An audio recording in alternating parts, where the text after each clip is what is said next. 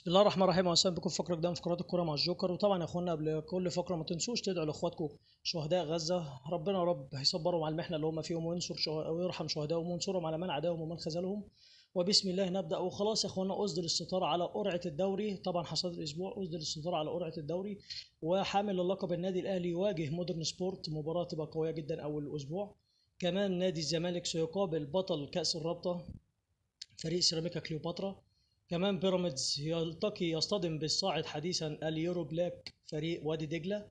كمان يا اخوانا عندنا النادي الاسماعيلي القطب الثالث في مصر هيقابل فريق بتروجيت. طبعا يا اخوانا قمه الدوري الاهلي والزمالك هتبقى في الاسبوع التاسع، والاهلي سيلاقي بيراميدز في الاسبوع الخامس، على ان يلاقي الزمالك بيراميدز في الاسبوع العشرين. يعني طبعا شفنا كل حاجه، وهنشوف طبعا شفنا كمان قرعه الدوري وقرعه كاس الرابطه، وشفنا بالتوفيق لكل الأندية. نتمنى نشوف دوري نضيف بقى بعيدا عن الكوارث اللي شفناها الموسم الماضي. طبعا يا اخوانا هنتكلم بقى كمان على حامد حمدان والفرصة الأخيرة. حامد حمدان الأسبوع ده طبعا هيكون أسبوع الحسم. يا ترى طبعا كمان بعد دخول النادي الأهلي في الصفقة دي، يا ترى حامد حمدان هيروح النادي الأهلي؟ كمان بيراميدز داخل في الصفقة دي، يا ترى هيروح للزمالك؟ يا ترى هيروح لبيراميدز؟ يا ترى هيستمر في بتروجيت؟ هنشوف طبعا الفرصة الأخيرة. كمان هنتكلم على ودية نادي الزمالك. طبعا نادي الزمالك خسر الودية الأخيرة أمام فريق وادي دجلة بهدف نظيف، والنادي الاهلي فاز على البنزرت بخماسيه. لكن نادي الزمالك طبعا يعني قلنا الكلام ده، نادي الزمالك برضه لسه محتاج تدعيمات شويه. وطبعا النادي الاهلي من الناحيه الثانيه محمد شريف حتى الان يعني جايب 9 اهداف في الثلاث وديات اللي لعبهم. طبعا رقم كويس، لكن برضه مش مقياس المباريات الوديه اللي احنا قلناها قبل كده والله.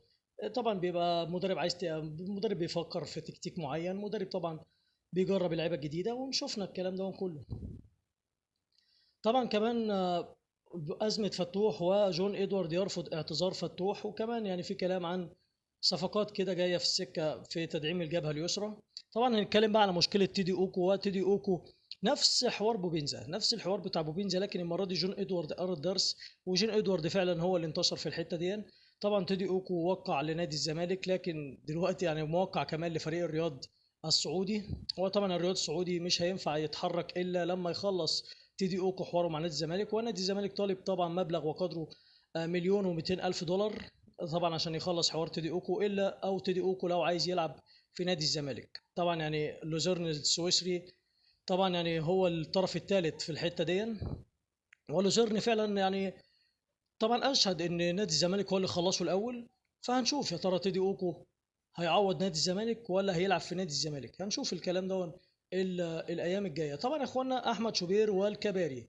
احمد شوبير طبعا بيقول لك ان نادي الزمالك عايز يعمل كوبري لاحمد عبد القادر، وده غلط، وده طبعا مش منافسه.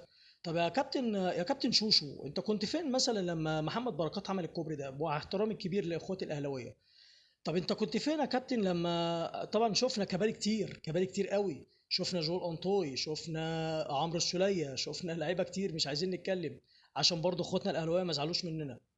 لكن بجد يا شوشو يعني بلاش تتكلمش في الحته دي. يا عم مش حته احمد عبد القادر، يا عم احمد عبد القادر حتى لو ما خلصش معاك ممكن في يناير يخلص للزمالك، ده لو هو الراجل طالب الزمالك. فاحمد عبد القادر لو عايز يخلص هيخلص في يناير. لكن بجد والله يعني برضه لازم نحشر الزمالك في اي حاجه. طب ليه يا كباتن؟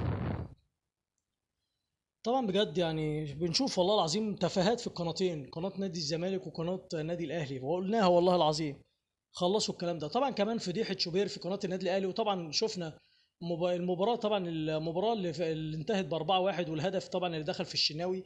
وكأني سبحان الله يعني طبعا شوبير المفروض يدعم الشناوي في محنته، لا برضه بيروج لمصطفى شوبير على حساب الشناوي. يا عم ده رأي جماهيري، انت عارف اللي احنا عارفين اللي انت الراجل انت عايز تخلي ابنك اساسي وحارس اساسي. طب بدل ما ندعم الشناوي الكلام ده كنت بتقوله في قناه اون تايم، لكن انت دلوقتي في قناه النادي الاهلي يعني دعم الحارس الاساسي. فبجد والله شو بنشوف شوبير بسم الله ما شاء الله بذمه الصبح في الراديو وبذمه بالليل في قناه النادي الاهلي. فبجد والله شوشو خف، يعني بجد والله انت المفروض تخف الكلام ده خلاص. طبعا يا اخوانا كمان اخبارنا العالميه، وليفربول يخسر امام ميلان في مباراه وديه. كمان فولهام فاز على نوتنغهام فيرست بثلاثيه مقابل هدف، برضه مباراه وديه. كمان برشلونه هيقابل كومو في كاس خوان جامبر.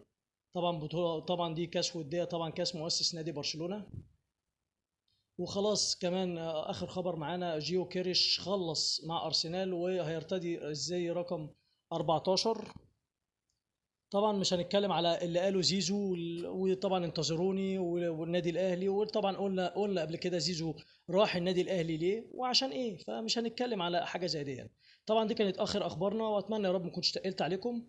حافظ الله فلسطين، ما تنسوش تدعموا اهل غزه، ما تنسوش تدعموا اهل غزه وتدعوا لهم. طبعا يعني ما تنسوناش بالدعم باللايك والشير والسبسكرايب، واتمنى يا رب الفيديو يوصل لكل الناس. حافظ الله فلسطين، اترككم في رعايه الله وامنه وحفظه، وطبعا نختم بخير ختام والصلاه والسلام على رسولنا الكريم. شكرا. السلام عليكم.